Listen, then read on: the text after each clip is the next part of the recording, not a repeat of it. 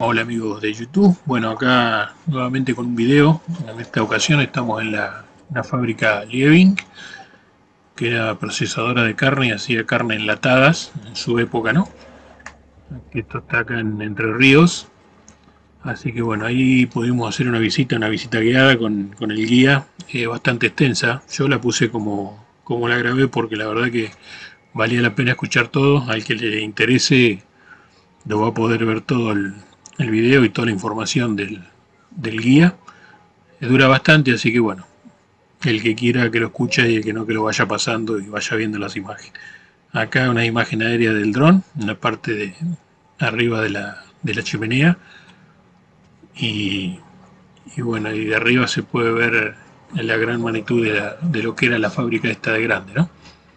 Así que bueno, los dejo con el guía para que puedan escuchar y apreciar todos sus datos. Están muy buenos, la verdad que es muy buena la información. Y bueno, es extensa, ya le digo, es extensa, tarda una hora, porque bueno, se toma su tiempo para explicarte cada detalle, así que está muy bueno. Así que los dejo con las imágenes.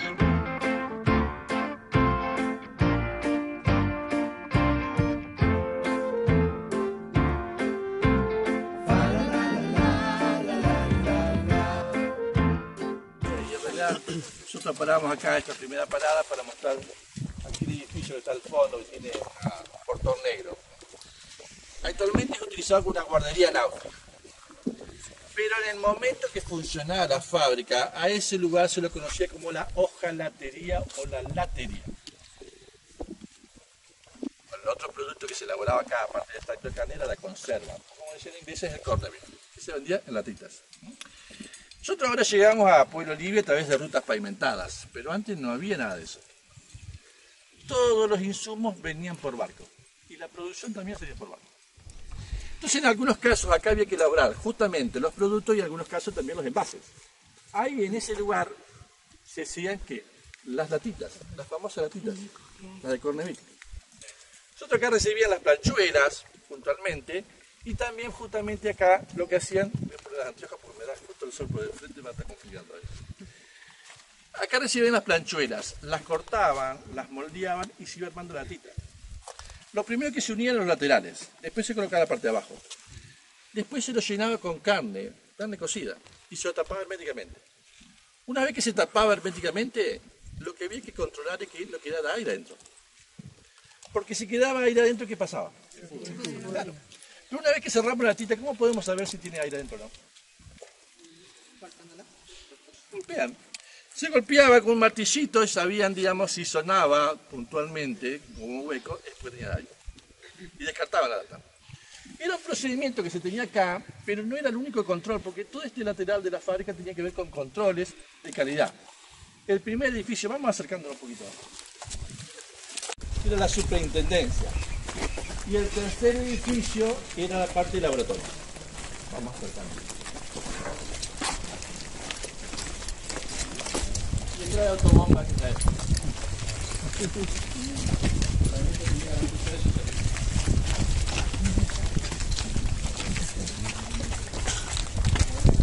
Pero también modificaron. Acá se puede observar, por ejemplo, que las ventanales eran bien altos. Y después modificaron, pusieron ventanas más pequeñas. Son transformaciones que ellos hicieron para adaptarse a las normativas. En este caso, antes que nos caigamos adentro, podemos ingresar y ver el problema.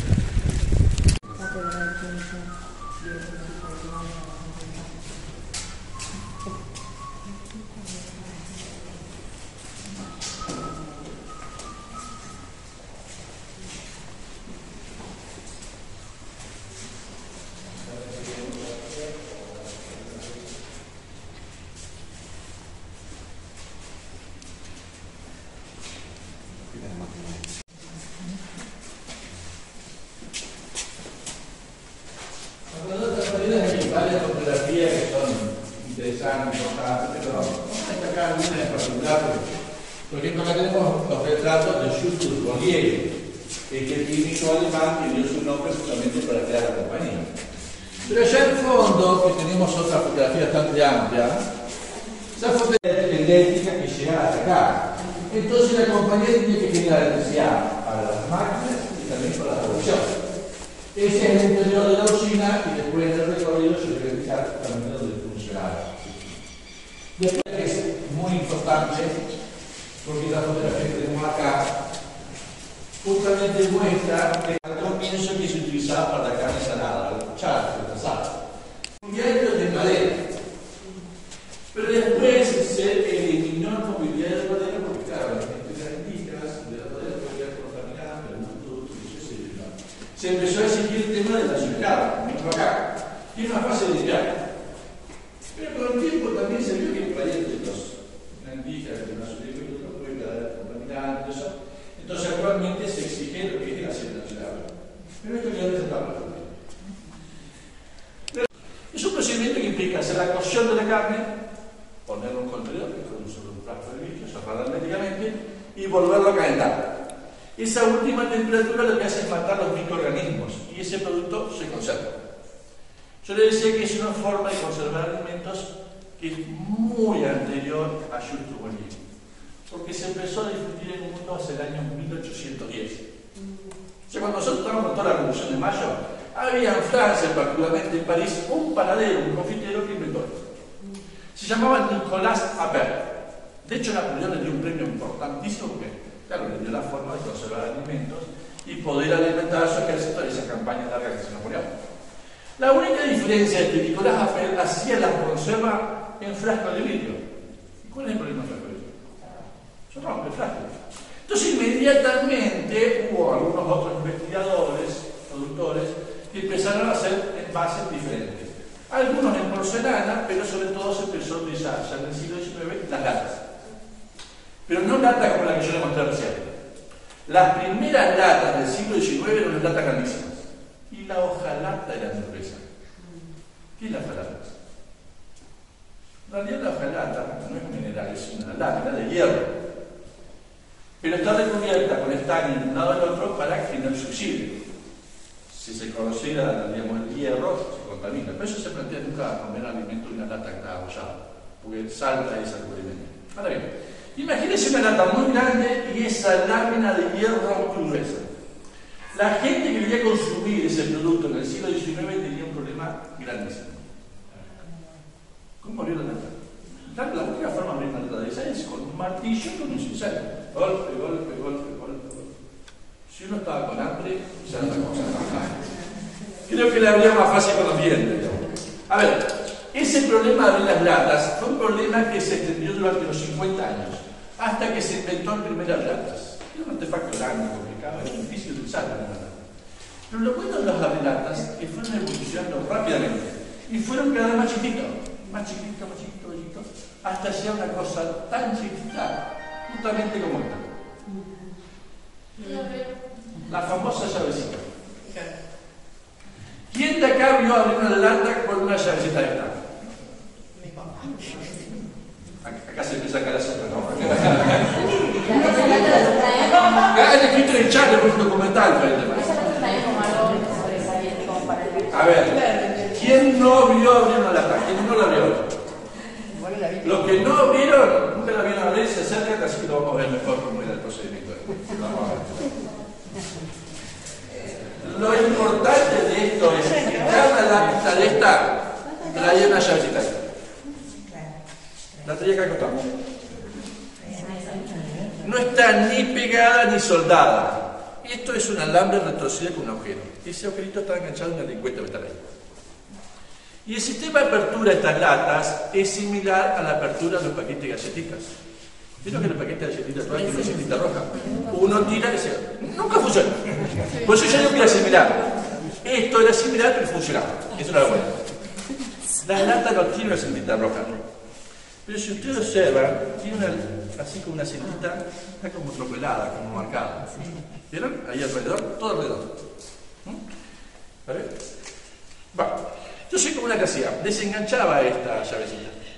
Y ese mismo agujerito lo enganchaba, pero del lado abajo. Lo hacía girar con la mano. Cuando lo hacía girar con la mano, la cinta se iba desprendiendo. Y como uno daba vuelta, se iba enrollando el este eje. daba vuelta, vuelta, vuelta, y a medida que daba vuelta, toda esa cintita se enrollaba en el eje. Entonces, al terminar el recorrido, toda la cinta estaba enrollada en este eje, la salsita y la lata quedaba abierta. Como es un poquito más chiquita arriba que abajo, la carne caía fácilmente. Esto sí, la conserva de corned beef era sólida, como un fiambre totalmente. Se podía comer a la temperatura ambiente, se podía calentar, generalmente algunos lo cortaban con rodajas. Este sector que era la playa Faena. Entonces estas dos fotografías muestran un poco lo que comenzaba después de ese proceso de cuando terminaban de matar al animal. Esta fotografía, por ejemplo, es de la primera etapa del proceso, donde mataron al animal y las medias res están colgando. También es una fotografía que muestra un poco las condiciones laborales, porque en la actualidad cualquier empresa cárnica está obligada por las leyes a suministrar un uniforme de seguridad personal. Cuando llegó la compañía acá en 1903 no había nada de ese tipo de leyes laborales. Entonces la gente que trabajaba acá, trabajaba con su propia ropa y descalzos. ¿Por qué descalzo? Porque claro, el sueldo que de estos obreros podía alcanzar para comprar un par de zapatos, un par de alpargatas nada más. Si las traía, se manchaba de sangre y era imposible sacar esa mancha. Entonces directamente trabajaban descalzos.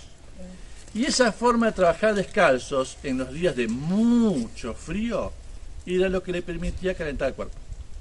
Por una razón horrible. La sangre caliente. Claro, mataba al animal, chorreaba la sangre caliente al piso y esa sangre caliente del piso, en contacto con la planta del pie, le calentaba el cuerpo. Horrible.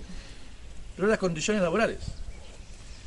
Mejor no verlo, ni siquiera imaginar eso, porque uno ve eso y se convierte en vegano. Entonces, Sí. ¿No le agarró infecciones? ¿No? y tenía un montón de problemas de salida. Montones de problemas. Pero bueno, eran las condiciones que había en ese momento. Eso incluso a la fecha que sacó la foto. Acá la carne ya está cocida, está enlatada. Justamente van pasando las latitas ahí por esas rieles. Aquella fotografía es más o menos de la década de 1930, 1940. Esta es una fotografía de la década del 50 o 1960. Ya vemos que en esta fotografía el personal tiene un uniforme, pero ese uniforme no incluía el calzado.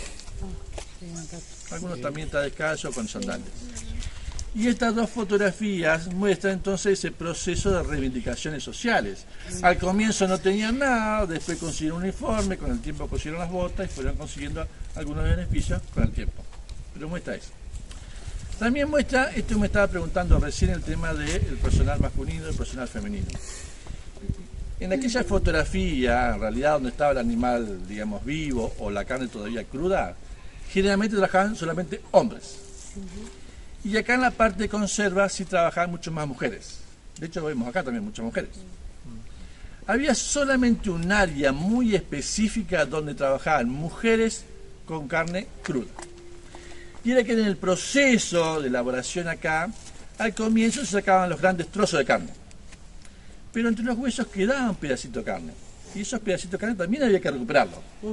Pero sacar esos pedacitos de carne implicaba un trabajo mucho más delicado, mucho más preciso. Entonces, a esa tarea de sacar esos pedacitos de carne se lo daban a un grupo de mujeres, que además se tenían que bancar el apodo, porque estas mujeres decían las caranchas. Más allá del apodo, eran mujeres que trabajaban muy bien. Trabajaban un trabajo muy delicado, con mucha precisión, tenían una motricidad muy especial, digamos, entonces hacían ese trabajo. Muy bien el trabajo que hacían. Se bancaban el apodo de las caranchas, pero también decían que tenían una gran ventaja. Estas mujeres que trabajaban también con el cuchillo, decían que su gran ventaja era que tenían los maridos más fieles de todos. No sé por qué, pero parece una consulta los de... y la conserva por el corned beef. Pero este edificio tiene que ver con otro producto que se elaboraba acá. Porque acá en este pabellón se envasaban los famosos calditos. Los caldos. Sí, en realidad se elaboraban caldos de carne vacuna, pero también caldos de carne de gallina. Pero en un tiempo también se fanaba la gallina acá. En realidad la compañía Liebing fue una de las grandes impulsoras en el mundo de la utilización de los caldos. Fueron los productos más vendidos de la compañía. El más famoso fue el extracto de carne, que dio origen a la compañía. Pero el extracto de carne, así como era bueno, era caro. O sea, si un kilo de carne está caro, imagínense un producto que necesitaba 40 kilos.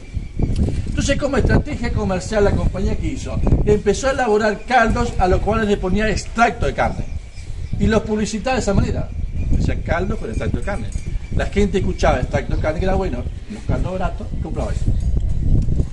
Elaboraron caldos con la marca original, la marca Lievi, pero también elaboraron caldos con la marca OXO, OXO. Y fue la marca más famosa.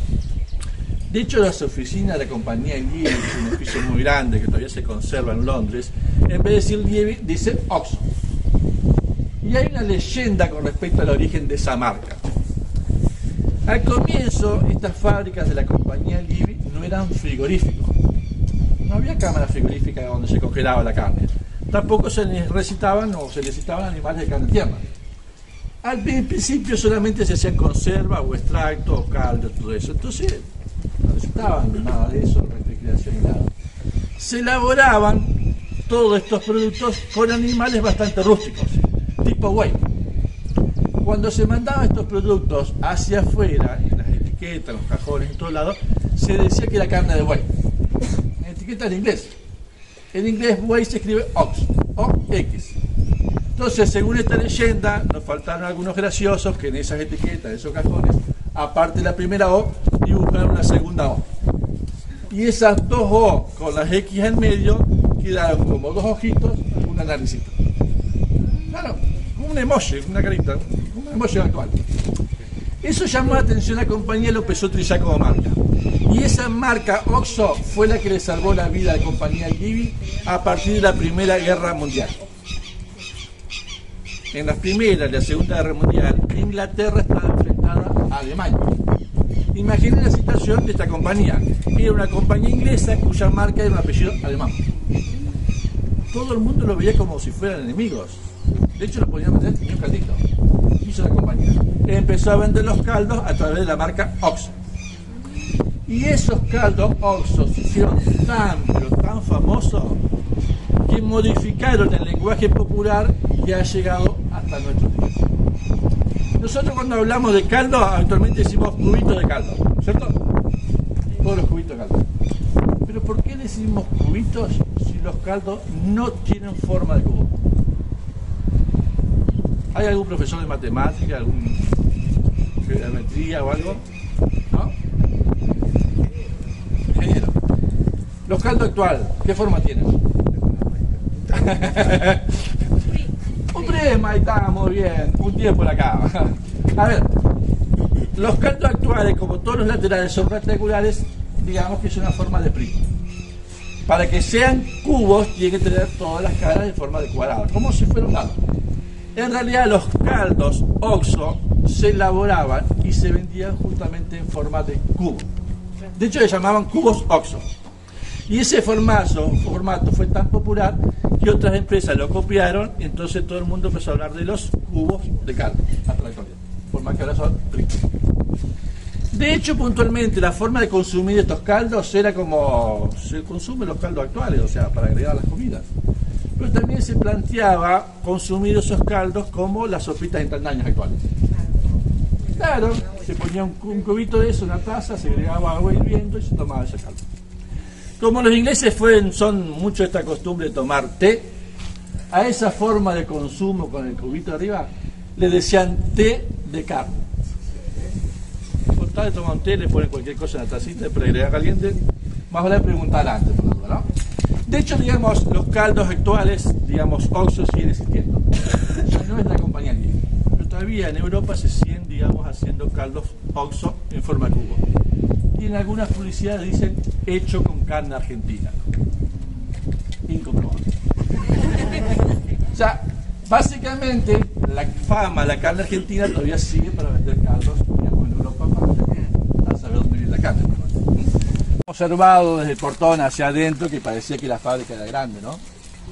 Cuando uno llega acá se da cuenta que es mucho más grande. Porque son en realidad cerca de 10 hectáreas. Como les decía que en este lugar, estas 10 hectáreas, en esa época de gloriosa, llegaron a trabajar más de 3.500 empleados. Pero no trabajaban juntos, se dividían en grupos y trabajaban por turnos. Y en cualquier fábrica los cambios de turno estaban dados por un sonido, por un silbato, ¿no? Fíjese ya que tenemos la chimenea. Nosotros ahora estamos viendo solamente la mitad de la chimenea. Después la vamos a ver completa. Debajo hay un edificio muy grande y en ese edificio debajo de la chimenea, del lado derecho, viene en la pared, viene al lado derecho donde termina el edificio, hay una especie de tubo inclinado. Ese era el silbato. Funcionaba a vapor. Exactamente, las locomotoras igual. Con ese sonido que generaba se escuchaba a kilómetros. Entonces todo el mundo se regía por ese sonido.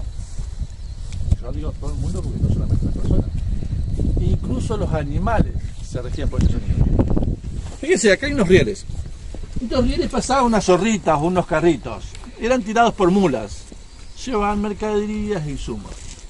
Esas mulas estaban tan acostumbradas a los cambios de turno que por ahí 5 o 10 minutos antes de que sonara el silbato de salida, ya las mulas quedaban petrificadas en el lugar. Se le terminó el turno. Ya, mejor que el sindicato la tenían clarísima. Terminaban ahí el tema ese. Solamente comenzaban a moverse estas mulas cuando las soltaban, porque entonces sabían que las llevaban a comer. Ahí sí se movían, pero si no, no. Lo otro que teníamos que interesante conocer, digamos, con respecto a la historia de la compañía, es que la compañía Liebig, yo le decía que tenía su primer fábrica en Fraiventos. Pero más o menos por la década de 1920, la compañía Liebig entró en conflicto con el gobierno uruguayo. En realidad el gobierno uruguayo históricamente ha tenido una visión mucho más moderna de la industria cárnica, porque gran parte de la economía del Uruguay depende de la carne. Es más, creo que es el único país del mundo que en su escudo tiene una vaquita o un buey, por la importancia del tema ese. El gobierno uruguayo para ese entonces quería fomentar la industria frigorífica, la carne congelada, un procedimiento mucho más moderno.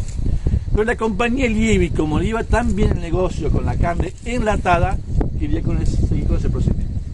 Y en esa pelea, la compañía Liebig terminó por vender en la década del 20 su fábrica en Fraiventos a otra empresa inglesa llamada Anglo.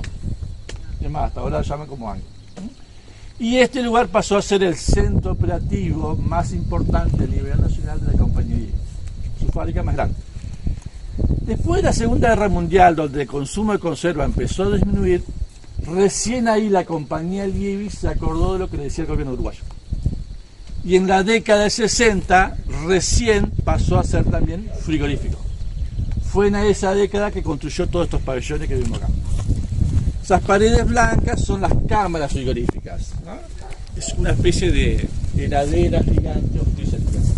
De hecho hay una puerta aislante ahí también. Ahí congelaban la carne, también con esas cámaras frigoríficas se permitían elaborar y vender al público el hielo. No hielo como nos dicen. ¿Cuál es la barra de hielo? Bueno, vieron que allá hay una ventanita y una escalerita. Esa escalerita servía para que de esa ventanita se podía vender esas barras de hielo. Y venía con placa. Venía todo organizado. Lo otro importante de acá es para que uno tenga conciencia de que eran 10 hectáreas. Y en estas 10 hectáreas, salvo las calles en las cuales nosotros circulamos, todo el resto estaba construido. Incluso los espacios que ahora están baldíos. Como acá. Acá en este baldío había una serie de galpones para el tratamiento de los cueros. No era una curtiente, simplemente se salaban los cueros para conservarlos y se le vendía a otra empresa. Y en aquel baldío que está allá estaba ese otro galpón de chapa y madera donde se construían esas barricas o contenedores de madera, como yo le mostraba en la foto, ahí adentro. Era ese el lugar del galpón ese. Vamos a ir por acá si quieren. Ese edificio que está ahí al fondo, lo curioso es que es el único edificio de todo el contexto de la fábrica que todavía hasta la actualidad sigue funcionando con la misma tarea para la cual fue construido a mitad del siglo XX. Ese edificio es la planta potabilizadora de agua. Tiene una especie de pirámides invertidas que son los filtros. Nosotros ahora como diferenciamos un poco lo que es la fábrica y lo que es el pueblo, pero en realidad adelante era un solo predio, propiedad de la compañía Liebig. Entonces lo que nosotros llamamos pueblo eran viviendas construidas por la compañía, eran de su propiedad y las cedía temporalmente al personal que trabajaba en la fábrica. Entonces a esa población la compañía le brindaba un montón de servicios. Le brindaba el agua, con una red que todavía existe. Además tiene esas bocas de incendio como aparecen en las películas yanquis, británicas. siempre hay un auto que los choca y sale el chorro de agua. Están mal ubicadas, evidentemente, porque siempre chocan de vuelta. También construyó una red cloacal, que es más antigua que cualquier poblado acá en la zona. Mantenía las calles, la recuperación de residuos, tenía la usina eléctrica que generaba electricidad también para toda la población. Todos esos costos estaban a cargo de la compañía. Ahora bien, para la década de 60, más o menos 70, la compañía empezó a tener ciertos problemas económicos y empezó a plantear que esos costos eran demasiado elevados. Se lo empezó, digamos, a restringir sus servicios. Entonces se lo quería sacar de encima. Cuando una empresa tiene ciertos costos que se quiere sacar de encima, ¿a quién se lo enchufa? Si se lo enchufan a los empleados, digamos, después van a los empleados a pedirte reclamo de aumento del sueldo. ¿A dónde iba? Pasó algo así. ¿Qué pasó, digamos? Se planteó que la solución de este problema que se tenía es que la parte urbana sea reconocida como pueblo. La compañía donó las calles que eran de su propiedad al gobierno provincial.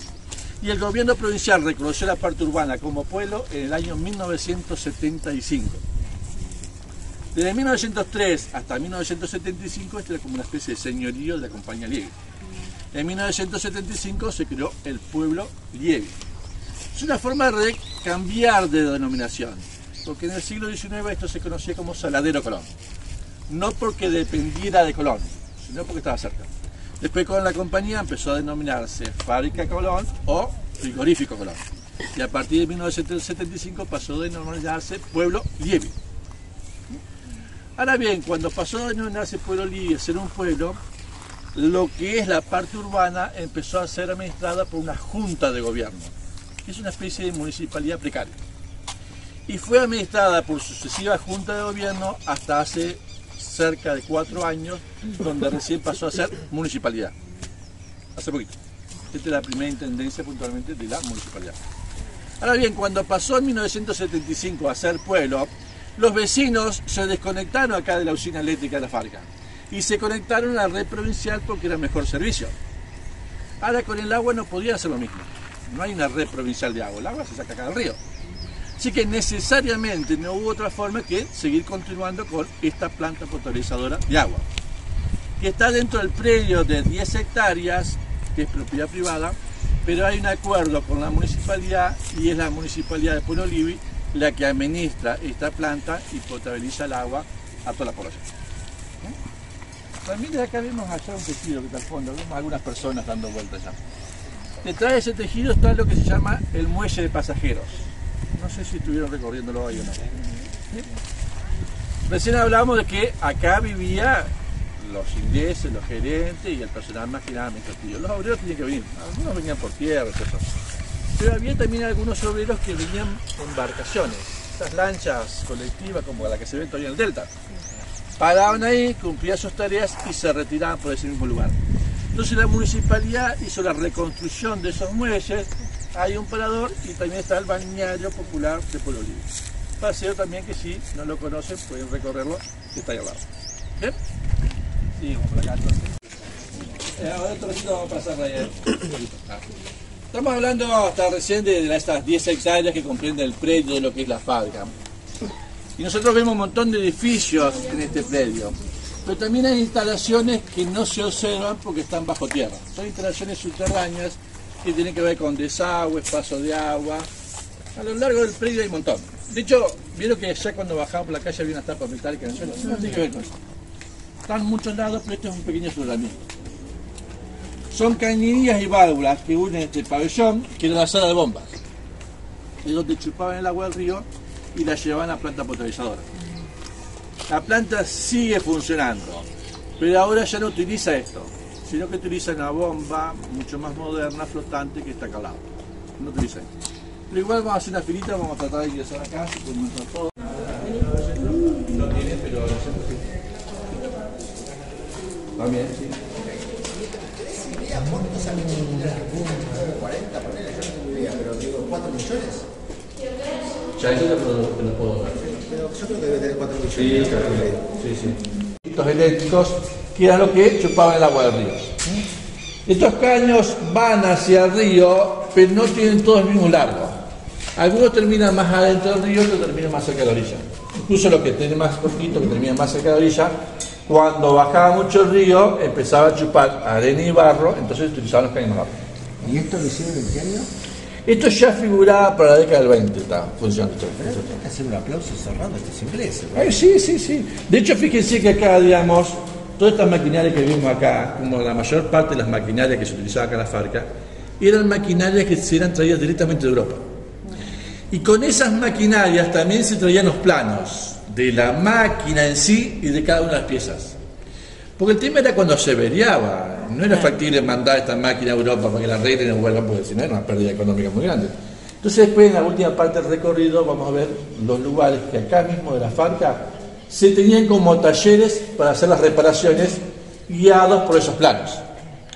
Y si había alguna pieza que puntualmente no se podía reparar, tenían la tecnología para hacer una réplica de cada una de esas piezas. Contornos. Sí. Un dato, ¿puedo dar un dato de contexto para todos? Sí, cómo no. Les comparto un dato de contexto. Hasta el año 40 la principal potencia del mundo es Inglaterra, que perdió la guerra, ¿no? Cuando terminó la Segunda Guerra Mundial.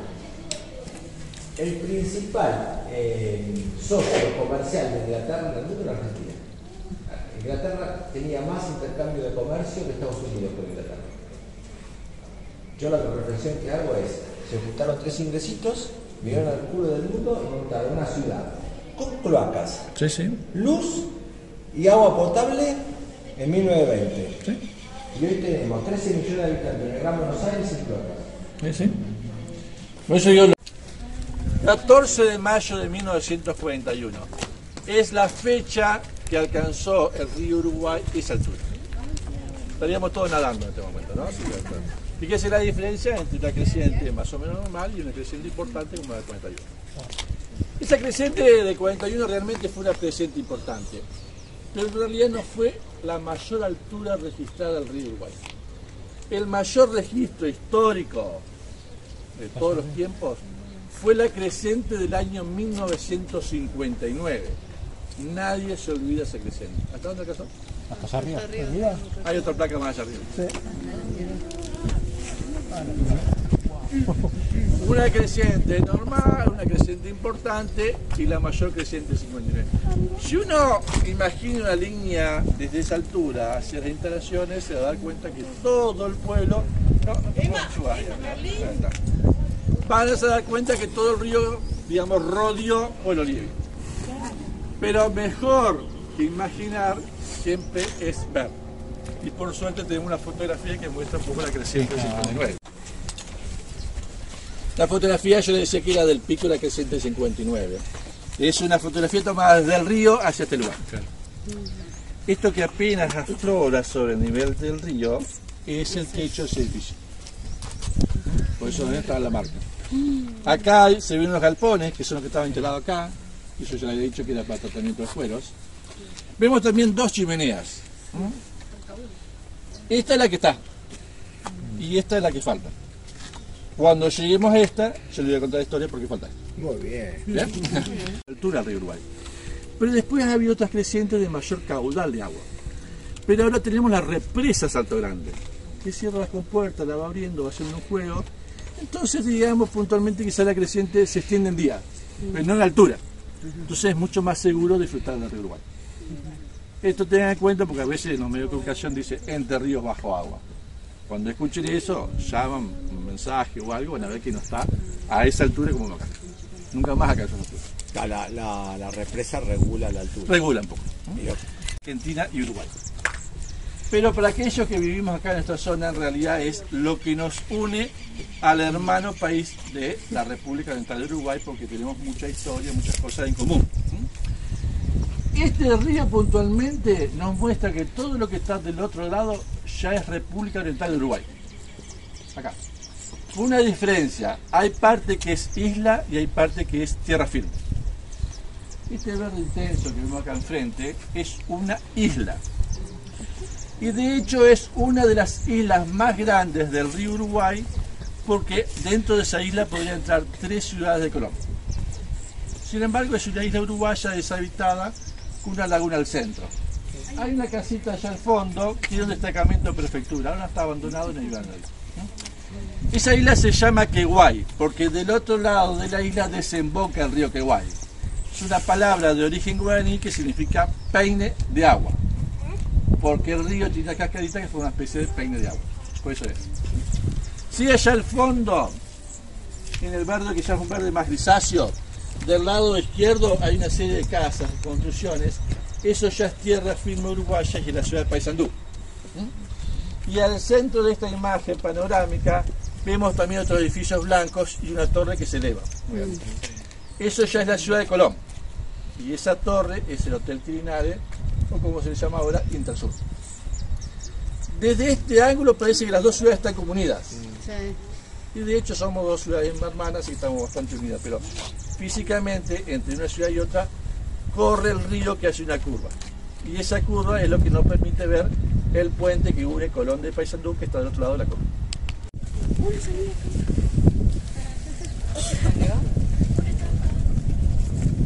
Acá sí alcanzamos a ver un poco mejor el detalle, lo que es Paysandú al fondo, al centro de la ciudad de Colón. Y el agua que viene del lado derecho es justamente la desembocadura de ese arroyo, yo lo mencionaba, el arroyo Precholán. Pero allá al fondo también hay construcción, enfrente de un puentecito, que es una construcción también de mitad del siglo XIX, conocida como la Calera Colombo. Justamente hacia el año 1860, 75, se instaló ahí una familia italiana de ese apellido Colombo y puso hornos de cal. Agarraban piedra caliza, tanto de la margen uruguaya como de la argentina, elaboraban cal y la mandaban a Buenos Aires. Pero también sirvió esa cal para construir Pueblo Libre. Es un edificio que tiene, ahora no se alcanza a ver un poco como lo que es el agua, pero tiene dentro de los muelles una especie de túnel gigante que permitía el ingreso de embarcaciones para cargar y descargar dentro mismo de lo que era la estructura. Y también ese edificio está incluido en ese proyecto declaratorio de Monumento Histórico Nacional. Todavía no ha salido, pero justamente se agradece. La altura del río. Es una escala métrica justamente para tener altura. Pero justamente como el río Uruguay viene del norte, cuando crece como ahora, viene que arrastra árboles enteros. Esos árboles con el oleaje golpean y golpean, por eso está más roto. ¿A qué lado crees?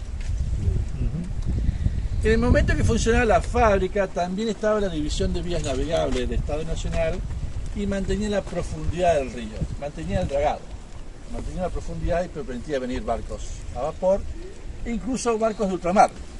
Cargaban mercaderías, salían por el río Uruguay, el río de la Plata y atravesaban los océanos.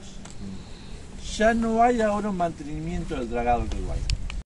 En el escudo la municipalidad de Pueblo Libre está dibujado. Ese edificio es la chimenea. Nada más. Vamos cercano ahí.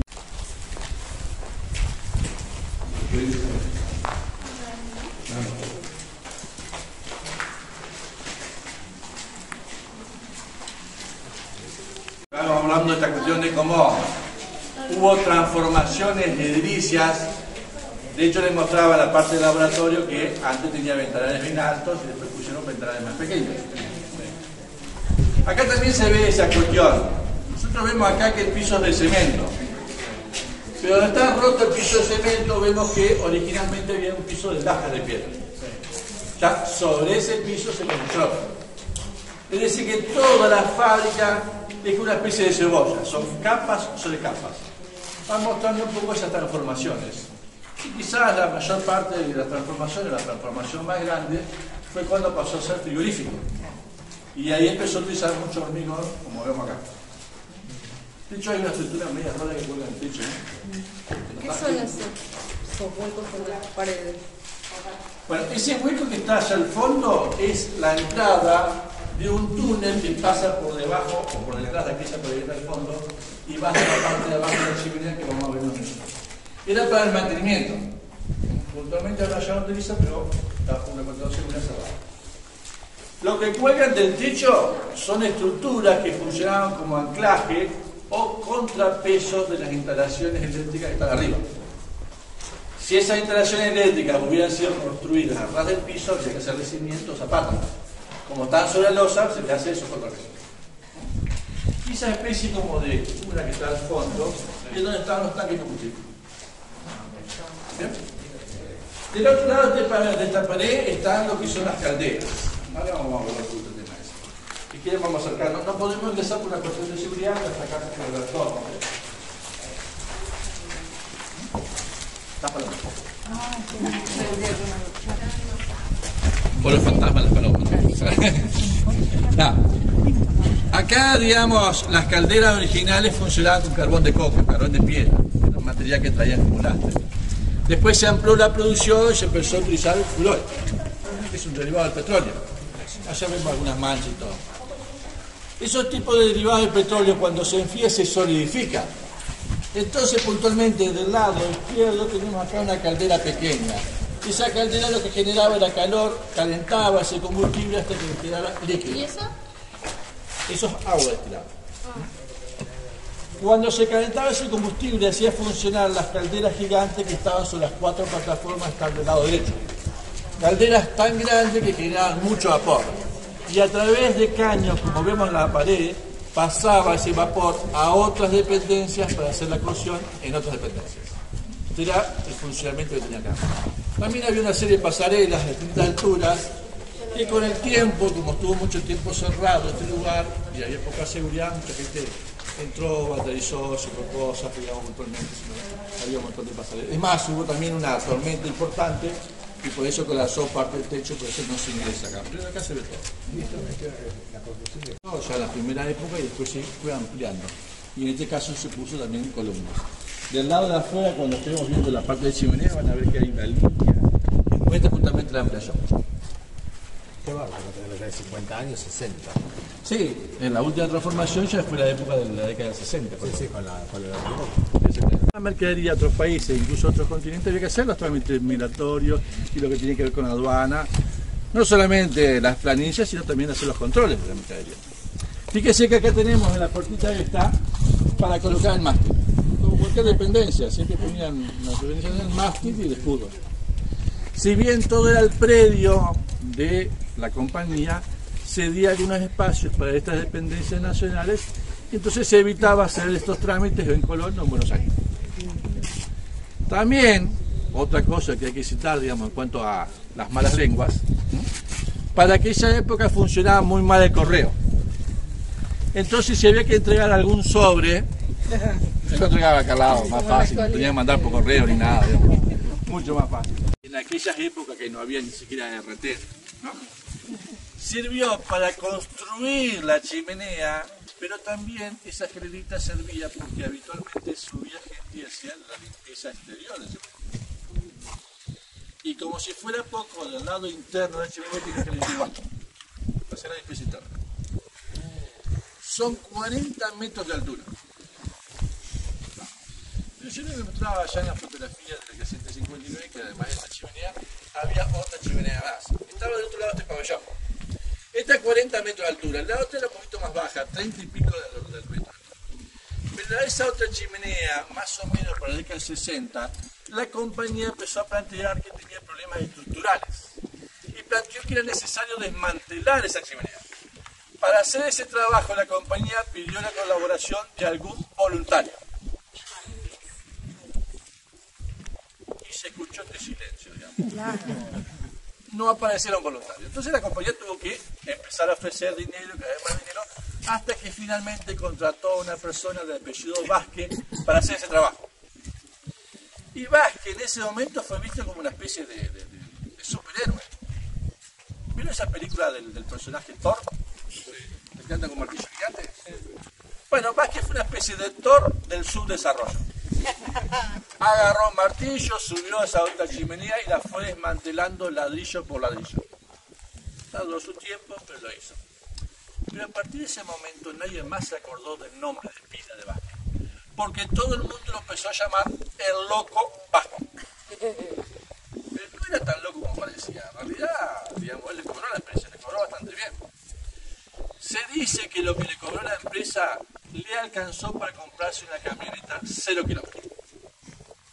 ¿Cuánto está la camioneta 0 kilómetros ahora? $20.000. Por $20.000.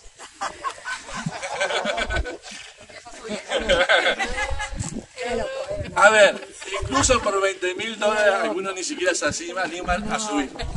Pero uno empieza a tomar un cariño a la chimenea, uno empieza a abrazar y besar a la...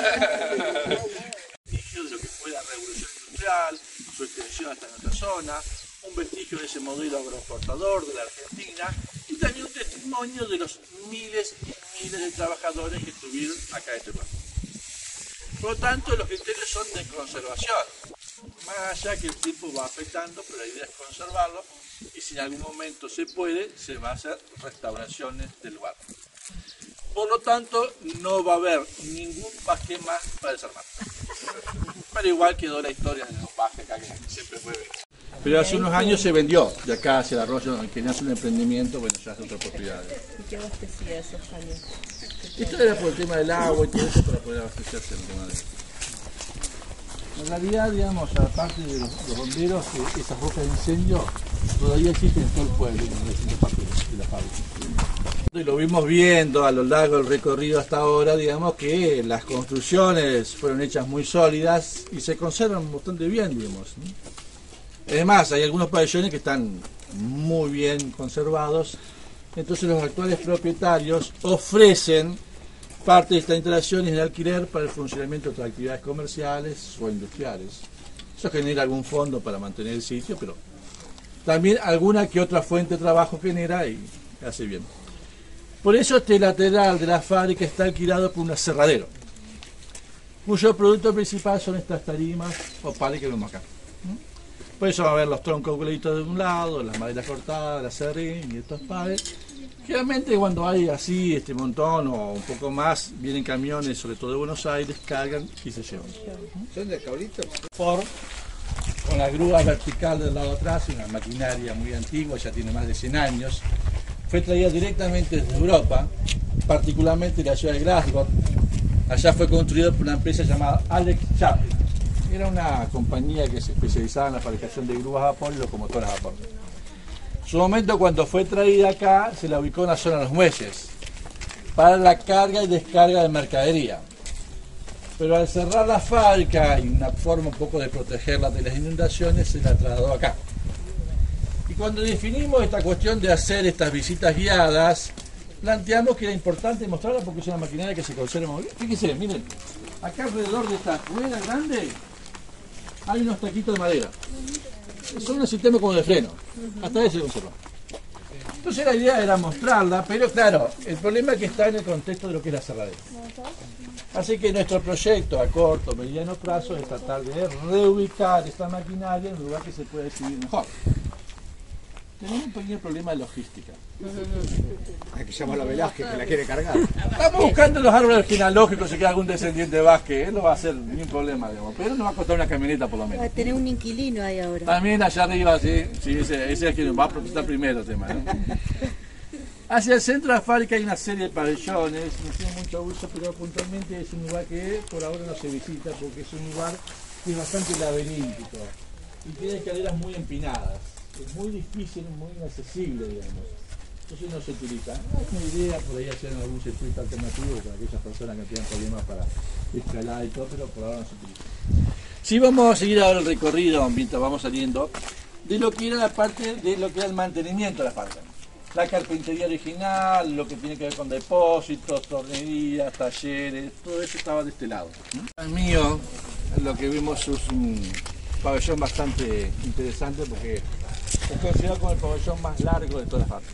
O sea, el más alto es el lugar donde están las calles de gas. O sea, tuvimos este es el pabellón más largo. O sea, no comienza donde está esa pared, comienza mucho más allá y se extiende más allá. En su momento que funcionaba la fábrica era un depósito de insumos de lo que se necesitaba para la fábrica. Pero curiosamente, dentro de ese depósito, en aquel momento se guardaban 2 motores de avioneta nuevos, completamente nuevos. ¿Por qué? Bueno, nosotros recién estamos hablando que se llegaban a afanar hasta 1.500 animales por día. ¿De dónde salían esos 1.500 animales? La compañía tenía sus propios campos de cría de ganado.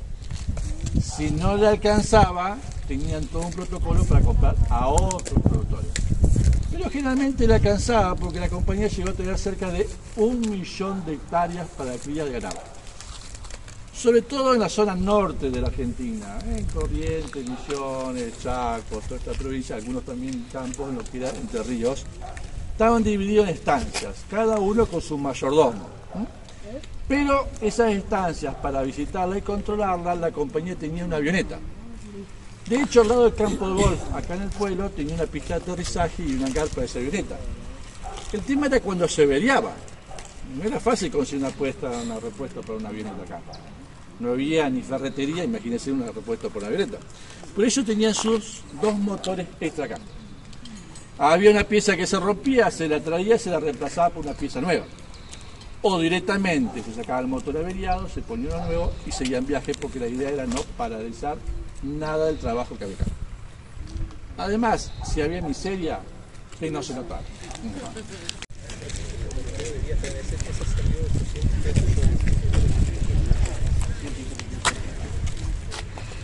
Veníamos hablando que este lateral de la fábrica era el lateral dedicado a lo que era el mantenimiento de la fábrica. Ese pabellón que tenemos ahí era el que utilizaban los electricistas. Todo el mantenimiento electricista se pasaba. Y allá al frente, en aquellos pabellones, es donde funcionaban los talleres para hacer las reparaciones de las maquinarias.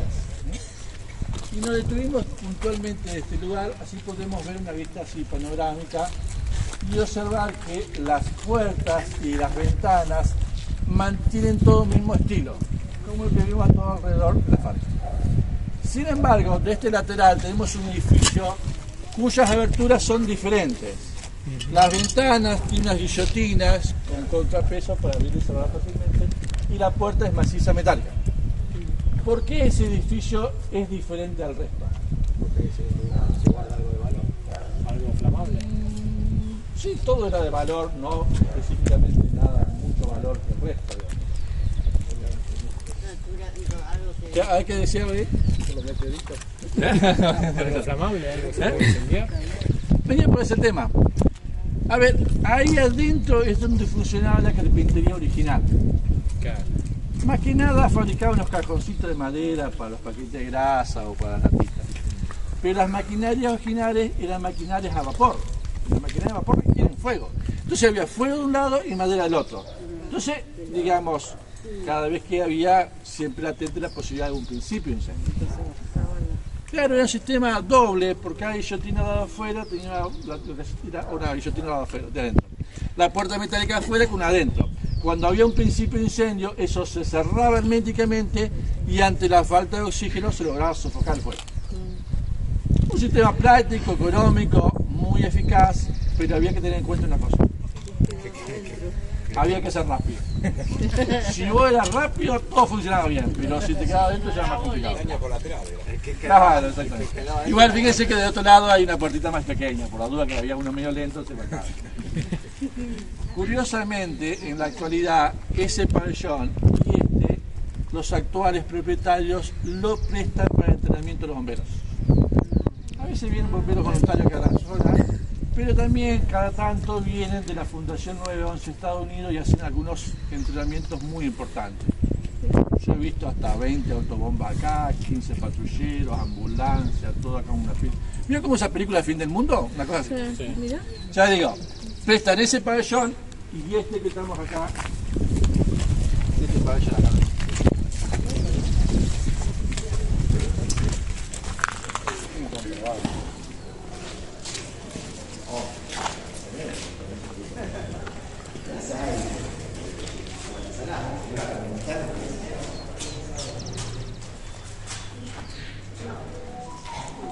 Pasa que el lugar ahí tenemos otro lugar.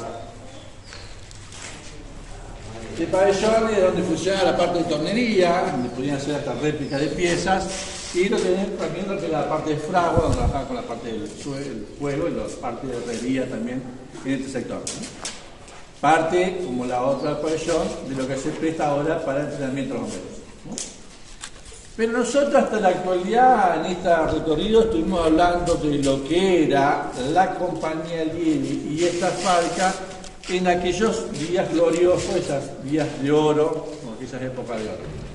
Pero de aquel momento a la actualidad ocurrieron un montón de factores que hicieron una transformación y quedó como estamos viendo ahora la fábrica. Por un lado, la compañía Liebing empezó a ver que tenía menores costos para elaborar estos productos en África o en Australia. Por otra parte, después de la Segunda Guerra Mundial, el consumo de conserva de carne disminuyó drásticamente. Sobre todo porque la familia ya tenía una heladerita para poder conservar la carne, que permite hacer más comidas, pero también por una cuestión de costos. Cuando uno compra una latita de conserva o de corned beef, a uno le cobran la carne, pero también le cobran la cocción de la carne. Le cobran la latita y le cobran también la cocción de la carne entre la latita. Le cobran la llavecita, la etiqueta, la distribución, la publicidad, el impuesto. Todas esas cosas van sumando. Y en la actualidad una latita de conserva de corned beef en Argentina podría costar de 2.500 pesos para arriba. Preferimos. Ya no se elabora mal igualmente en Argentina, en otros países sí, acá en Argentina no. Pero también hubo otros factores. Por ejemplo, Inglaterra se metió en el mercado común europeo con ciertas restricciones. Al mismo tiempo, digamos, acá empezaron a aparecer algunas leyes en Argentina que trataron de evitar que estas empresas multinacionales se llevaran todos nuestros recursos. Es más, empezaron a aparecer muchos cuestionamientos a las empresas extranjeras. Se empezó a hablar del imperialismo inglés, del imperialismo norteamericano, fueron un montón de factores. Para la década de 60 la compañía Liebing empezó a despedir mucho personal. Y directamente en 1971 cerró la fábrica. Cuando cerró la fábrica optó por la figura de la sociedad anónima. Creó Fricosa, Frigorífico Colón Sociedad Anónima. Era una forma de simular su origen a partir de una palabra en español, pero en realidad la compañía Liebing o Fricosa era puntualmente con un 99% de la compañía inglesa Liebing. Como ya las instalaciones eran inadecuadas, no servían, o sea, estaban funcionando, pero funciona como puede funcionar ahora en la Forte, digamos. Funciona, pero no vamos a salir a la ruta con eso, digamos, puntualmente queda inadecuado. Entonces, puntualmente, la compañía quiso vender todo e irse. Para eso, al año siguiente, en el 72, reabre. ¿Por qué reabren? Y porque era más fácil vender algo que está abierto que algo que está cerrado. Entonces, reabren con muy poco personal, con lo esencial, y empieza a ofrecer el paquete accionario de Fricosa, hasta que termina vendiéndoselo a la empresa, o en realidad a la familia Vicental, que acá en el kilómetro de San José tenía un frigorífico importante. Esa empresa Vicental surgió como iniciativa de Julio Vicental, un hombre que había nacido en Rumania en 1920. Cuando tenía más o menos 9 años, su familia se trasladó a Argentina como tantos miles de inmigrantes. En ese momento se hablaba de hacerse la América. Eso significaba trabajar mucho, sacrificarse para después tener cierto porvenir. La familia la entendió rápidamente. Julio Vicental era apenas un niño cuando comenzó a trabajar como peón en el mercado de aves y huevos en el barrio del Casero, en la ciudad de Buenos Aires. Y cuando tenía 20 y pico de años logró independizarse. Creó lo que hoy denominamos un microemprendimiento, que fue creciendo y creciendo hasta convertirse en una de las 5 empresas cárnicas más importantes del país. La primera que tuvo autorizaciones para mandar carne a Estados Unidos, que siempre tiene ciertas restricciones, y llegó a tener hasta 7 establecimientos de distintos tamaños. Cuando los ingleses le ofrecen el paquete de escenario Fricosa, Vicental acepta. Pero no para continuar con la industria cárnica, porque los ingleses se iban porque ya la servían. ¿Qué le interesaba a Vicental acá? Le interesaban 3 sectores. Le interesaba la parte de los muelles, porque Vicental tenía barcos, pero no tenía muelles porque el río no llegaba hasta San José. Le interesaban las cámaras frigoríficas, porque permitía conservar mucho más carne. Pero sobre todo lo que más le interesó, lo que terminó cerrando el negocio, es que acá dentro de la fábrica había una fábrica de latitas, la latería. Vicental también hacía picadillo, paté, todos esos productos que necesitan latas. Pero como no tenía una latería propia, tenía que comprar latitas y eso aumentaba costos. Así que por esos 3 factores, ya les digo, principalmente por latería, en 1980 compra el paquete accionario de Fricosa. Y de 1980 hasta los años 90 siguieron funcionando solamente esas 3 áreas en función a ese frigorífico en San José. Ahora bien, el gran negocio de la carne es la carne que se vende en los mercados internacionales a precio dólar. Y esos mercados los regulan las grandes multinacionales. La empresa Vicental, si bien era una empresa grande, no dejaba de ser una empresa familiar, que era imposible competir con esas empresas multinacionales. Se fue complicando económicamente y se tuvo que ir deshaciendo de cada uno de esos 7 establecimientos. Los descendientes de Julio Vicental solamente heredaron esta fábrica, ya sin un uso productivo, que estuvo mucho tiempo cerrado al público. Ahora se habla de actividad turística, patrimonial, pero también hay muchos edificios que se pueden reciclar para otras tareas. Pero siempre que tenga la autorización de la Comisión Nacional de Monumentos Históricos, que es la que regula los lugares patrimoniales. ¿Se entendió? Sí. El último tema acá es las transformaciones edilicias. De la época de Saladero quedó muy poco, pero también de los edificios que la compañía construyó al comienzo empezaron a ser modificados. En algunos casos por nuevas maquinarias, nuevas transformaciones, pero también por cuestiones bromatológicas. Y otro factor que incidió mucho es el de las leyes laborales y los reclamos sindicales que en ese momento, cuando llegó la compañía en 1903, no existían. En 1903 y en los años posteriores el régimen de trabajo acá, en este lugar, era de 12 horas diarias, durante 2 semanas corridas, y después de 2 semanas solamente 2 días de descanso. Cada obrero se especializaba en un área, pero también en aquellas épocas ya comenzaban a trabajar los chicos de 13 y 14 años, sobre todo en la parte de la hojalatería. Y las mujeres sobre todo en la parte de conservas. Todos tenían el mismo régimen, 12 horas diarias durante 2 semanas y 2 días de descansos. Los hombres, las mujeres y los niños.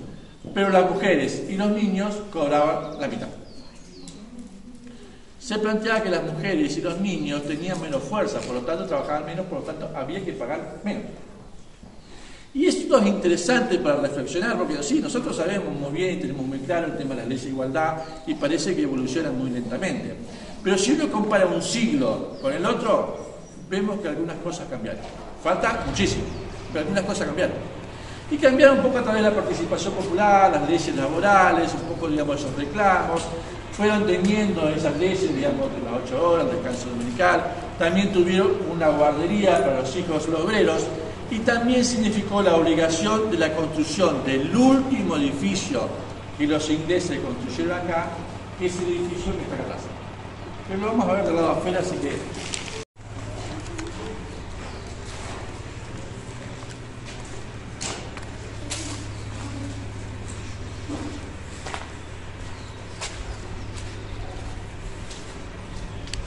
El tema de la comida no era tan preocupante. Le mostraba el tema de lo que eran las tuberías de las caños grandes de vapor. Esos caños después pasaban y se iban achicando a lo largo de toda una red gigantesca de caños que pasaban por toda la fábrica. Cada vez más chiquititos, pero eran caños muy calientes. Un descuido, cortaba un pedacito, un bifecito, lo ponían sobre esa cañería dando vuelta. Pero que anda preguntando de... El menor reclamo era de la comida, digamos. El resto se podía preocupar. Este edificio yo le decía que era el último construido por los ingleses. Fue construido entre fines de la década 60 y principios del 70. Es un edificio de 2 plantas, pero con 3 usos diferentes. La parte de arriba funcionaba como un comedor. Así que estamos hablando de una época en que los obreros ya tenían un lugar adecuado para comer en turno, a diferencia de aquella primera época. También abajo tenía sanitario, mucho mejor que los bañitos que estaban al fondo. Pero acá abajo también tenían duchas y vestuarios. Es decir, que para aquella época ya el obrero no tenía que venir a trabajar con su propia ropa y descalzo, como lo veíamos en la foto al principio. Ya venía, se vestía con un uniforme, cumplía sus tareas, se podía duchar adecuadamente, vestirse con su ropa y salir. Es decir, que de 1903 que llegó la compañía hasta 1980 que se retiró, hubo unas pequeñas transformaciones que fueron generando algunos beneficios para los obreros que trabajaban. ¿Bien? Vamos hasta el portón y hacemos el cierre.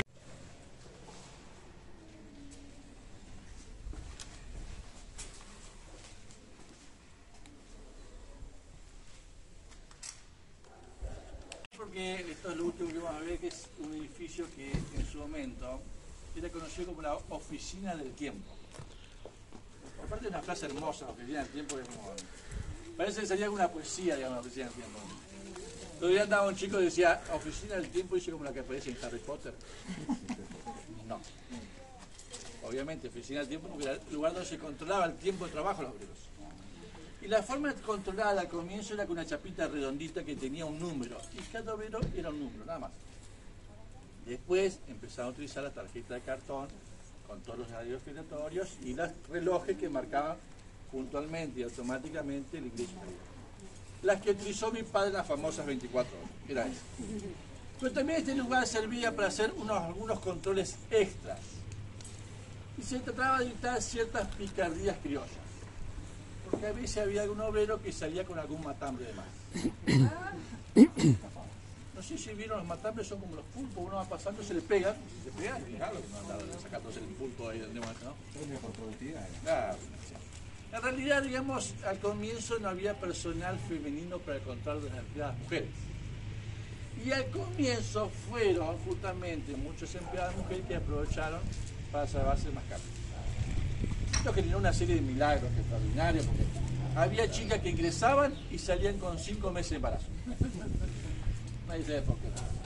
Después sí pusieron personal femenino y controlaban a todo el mundo, o sea, hombres y mujeres. Pero esos controles no eran diarios, eran esporádicos, sorpresivos. Entonces cada uno especulaba si ese día podía o no aprovechar para llegar a sacar. Es más, cada uno tenía como su técnica. Había un obrero, por ejemplo, que venía con un termo muy grande, esos termos antiguos, muy grandes. Nunca se lo veía tomar mate. Ahora, cuando se retiraba con el termo mucho más pesado. Es decir, que no se retiraba con el termo vacío, se retiraba con el vacío dentro del termo. Una cuestión gramatical nada más. Ahora bien, digamos, puntualmente también había algunos obreros que simplemente guardaban la carne debajo de la ropa. Esto generó también muchísimas anécdotas, pero hay puntualmente una anécdota que tiene como protagonista una persona que era de Colón, pero que trabajaba. No sé si algunos han venido acá en el verano, pero en general en Colón se conservan todavía los carnavales tradicionales, los de murga. Y este hombre que trabajaba después dirigió una murga en Colón y se hizo tan famoso que actualmente hay una calle que lleva su nombre, Maneco Sosa. ¿Vieron cómo los personajes de la Andresina? Pero esto existió. Maneco trabajaba acá y parece que aparentemente de vez en cuando se llevaba carne. Y un día que venía cargado, se encontró de repente con un procedimiento acá. Imagínense la situación, o sea, si era avanzado lo descubrían, pero si retrocedía se ponía en evidencia, así que no tenía mucha escapatoria para salir. ¿Qué hizo el Maneco Sosa? Aprovechó que salían muchos obreros al mismo tiempo, se metió sigilosamente entre ellos, sacó sigilosamente la carne y la empezó a tirar para arriba. Y empezó a gritar: ¡no me tiren con carne! ¡No me tiren con carne! Decía Maneco como si estuviera lloviendo carne, o así. Y así zafó Maneco Sosa en esa oportunidad. No la primera ni la última, pues zafó varias Maneco Sosa. A ver, hay muchas historias de picardía, pero también hay miles y miles de historias de personas que vinieron acá y tuvieron un lugar, un trabajo estable que les permitió desarrollarse, progresarse, mantener su familia. Muchas historias de grandes sacrificios. Yo mencionaba recién el caso de los chicos de 13 y 14 años. Nosotros estamos organizando los archivos, los expedientes, los legajos, y vemos esas fotitos de esos niños de 13 y 14 años, y uno no puede creer que venía a trabajar en esas condiciones.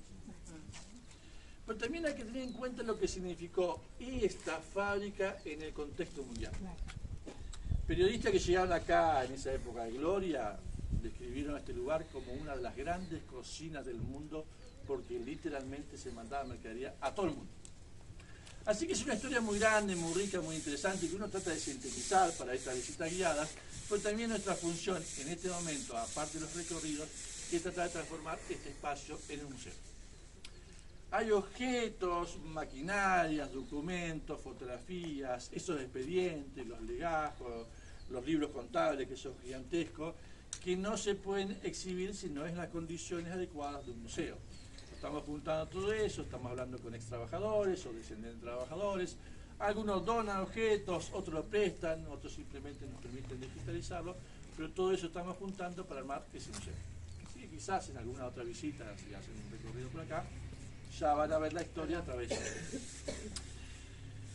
Si han sacado fotografías y quieren compartir esas fotos, quieren compartir puntualmente algún comentario sobre esta experiencia, nosotros en las redes sociales figuramos como la fábrica de Liebig. De hecho, también allá afuera un cartelito con todas las redes sociales. ¿Ha quedado alguna pregunta, alguna consulta, alguna cosa que por ahí quisieran saber o que no ha quedado claro, o quisiera que ampliara? Porque, ya digo, hay muchísimo para contar. ¿No quedó ninguna pregunta? ¿Cómo que no? Tiene que haber alguna más, Bray. Hay miles de preguntas. Bueno, aprovechemos ahora que estamos en la oferta. Fin de semana largo, estamos con oferta de preguntas. No tengo la respuesta. ¿Alguna otra pregunta? ¿Alguna cosa? La guía fue espectacular. Hermoso, hermoso, sí. Bueno.